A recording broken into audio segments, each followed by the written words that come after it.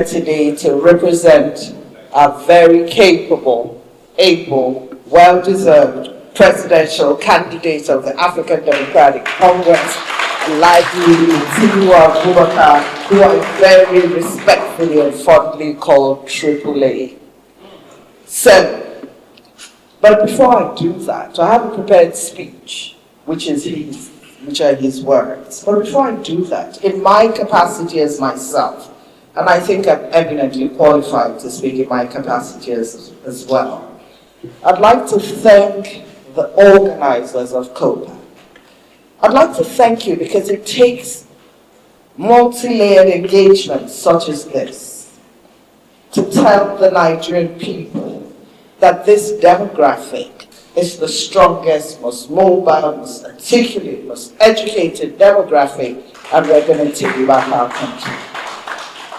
This is the point where we say that all the young people, sadly I left this demographic a few years ago, but then I sometimes pretend that I still am because I admire you greatly. Our leader, Bolaji Abdullahi, just said to us that they're not going to leave the stage. And while we recognize that the old brooms, and I hate to speak about brooms, terribly, knows the corners of the house, it is the new brooms that sweep better. What Nigerian democracy requires today is a disruptive element. And we will be disruptive positively. We will take back our country because we recognize that democracy is stubborn, but it's fragile. And it takes the stubbornness to work. We know that people expect us to throw up our arms in despair. But I always say to people that the same amount of effort it takes to throw up our arms in despair is the same amount of effort that it takes us to throw up our arms in resilience and defiance. And so, we shall show the defiance that is required. Democracy is not self-enacting. It takes the active participation of you and I. We have to want it badly enough for it to thrive, and sure we want it. Now, on to the prepared speech. Ladies and gentlemen, it is again, I say, my honor and pleasure to represent AAA today. And his speech goes thus. Despite the harsh realities of our present moment, I congratulate every one of our compatriots on being part of the longest unbroken stretch of democratic governance in the history of our beloved country. From the rich cultural diversity of the West to the resilient farms in the North, from the vibrant, bustling streets of the East to the oil-rich communities of the South, and the Niger Delta, today on this Democracy Day, I stand before you with a heart full of gratitude to God, a quiet determination for rectification to set things right, and an abiding commitment to heal our land. For 27 years, through thick and thin, you have refused to abandon the promise of June 12th, the promise of freedom, the promise of prosperity, and the right to choose leaders who will serve you and labor for the common good of our potentially great nation. Today, I speak to you, the mother who works tirelessly and sacrifices daily to provide for her children, to the young graduate, and to the equally gifted young person denied the chance of an education, both daring to chase their dreams against all odds, and to the farmer who tills the soil despite the grave dangers that have become the feature of our times. You are the true heroes of this republic. Your resilience inspires me every single day and challenges me to walk the long road of building a Nigeria worthy of your wavering commitment. I wish you a happy Democracy Day in the shared conviction that as the creed of our party, the APC, reminds us, Nigeria will yet again arise and shine. Yet, even as we celebrate the ideals of freedom, transparent governance, and social justice, we must confront the bitter truth about our democratic reality under the present administration. We hold elections periodically, but 70% of Nigerians do not believe these exercises reflect their wishes or allow them to vote out bad governance. We possess democratic institutions, yet too many of them appear weaponized against the very people that they were created to protect. We have a robust politics, but governance is plainly absent. We celebrate democracy while the hollowed-out version is served to us daily, marked by constitutional overreach, creeping illiberalism, and a stubborn refusal to submit to the checks of accountability. Ambitious annual budgets have become rituals honored more in reach than in observance.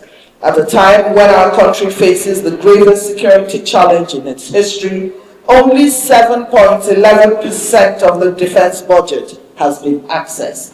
Democracy, sadly, has not translated to prosperity. The cost of living crisis has exploded into an unbearable burden that is crushing ordinary Nigerian families. Fuel, food, transport, and medicine have become luxuries that few Nigerians can afford.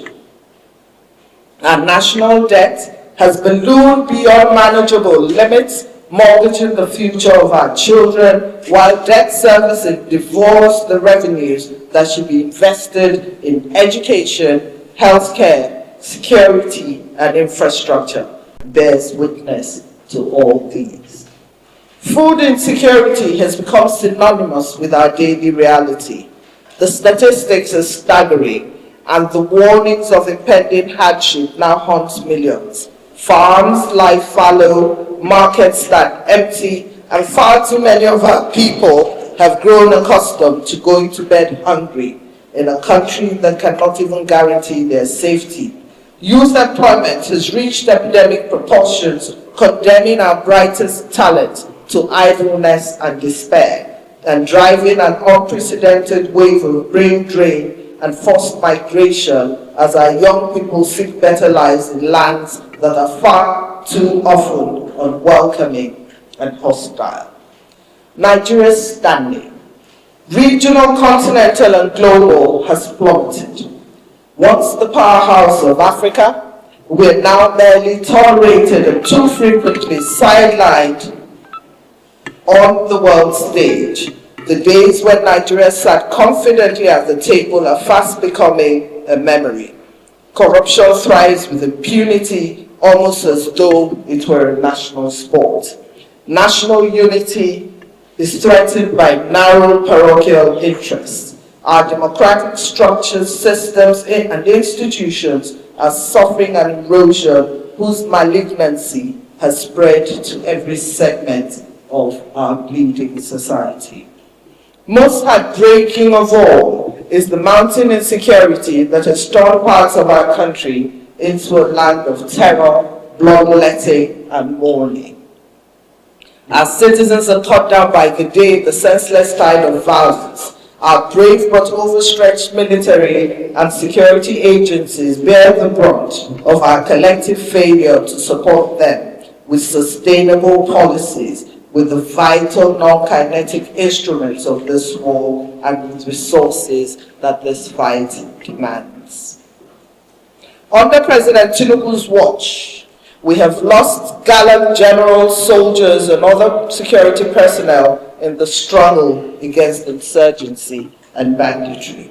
Today we mourn the dedicated teachers who have been murdered or taken hostage, caught in the crosshairs of the conflict that seems to defy every solution. We remember the innocent school children snatched from their classrooms and communities across the country. Some killed, many still held in captivity while their parents wait, hope, and pray for a deliverance that does not come. Insecurity now threatens the very fabric of cohesion that any nation must rely on to build its future. Administration came into office, a painful pattern has hardened into something close to normalcy. Wave after wave of abductions, ransoms, and killings carried out with ever greater audacity. Unchecked criminality pervades our land, and terrorism has taken root and continues to spread. This escalating violence has turned our citadels of learning into places of fear. Our children, the cradle of our country, the very future of Nigeria, are paying the heaviest price for this failure of leadership. My fellow Nigerians, the question so often asked, are the lives of ordinary Nigerians better today than when President Tinubu took office? The honest answer for millions is unmistakable. We're far worse off than we were, and no amount of economic narrative can disguise it. This is the painful reality, and it must change. We need a president who is truly patriotic and genuinely empathetic, who understands the struggles and sufferings of our citizens, and who carries the experience and solutions to confront them. We need a president who can balance pragmatism with principle, who knows the difference between politics and governance, and who understands the simple truth. Insecurity is not defeated with press releases or platitudes. It is confronted and defeated head-on with implementable budgets, sound policy, commitment, consistency, engagement, accountability, empathy, drive, and justice. Our nation deserves a committed commander-in-chief who will never neglect his most sacred constitutional duty, the protection of lives and property of the citizens of Nigeria. My fellow citizens, this can never be the democracy that our founding fathers and heroes believed in, fought for, and were martyred for. I, Atiku Abubakar, your presidential candidate on the platform of the African Democratic Congress, stand before you today as a true Democrat in every sense of the word. I have won and I have lost. I have sacrificed and I've known defeat many times, but I remain undefeated in my faith in the democratic order. I am a believer in the unity of our diverse nation. I'm a leader who knows this country intimately, loves its people deeply, and embraces its people without apology. I have ties to every part of this land, and I understand, embrace, and celebrate our unity, our diversity, and our shared challenges. The task I seek is not merely to name our problems or to apportion blame for them. I offer a genuine and proven alternative, a path of competence, compassion, integrity, and decisive action. I offer a new direction and a clean departure from previous failure. Together, you and I, we will confront insecurity decisively. We'll take back our country, downgrade insurgency and banditry, secure our schools, protect our communities, and enable our farmers feed the nation without fear. We offer action, not excuses, and we're ready to shoulder this daunting task, whatever it may demand. An ADC federal government will bring the cost of living crisis to an end through urgent practical interventions that restore dignity to the hardworking and innovative citizens of our country.